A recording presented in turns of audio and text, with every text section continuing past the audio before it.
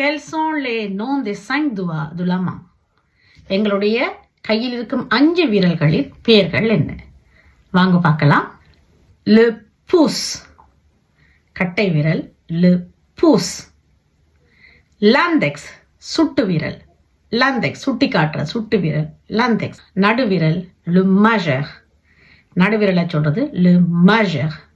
L'annulaire, மோதிர விரலை சொல்றது பிரெஞ்சு மொழியிலையும் மோதிர விரல் என்று அழைக்கப்படுகிறது l'annulaire.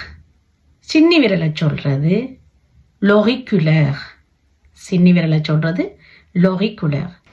Le pouce, l'index, le majeur, l'annulaire, l'auriculaire.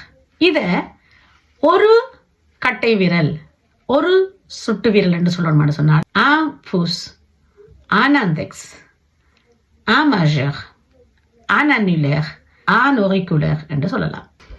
அடுத்த முறை இதை பாடமாக்கி எனக்கு சொல்றீங்களா? வணக்கம்.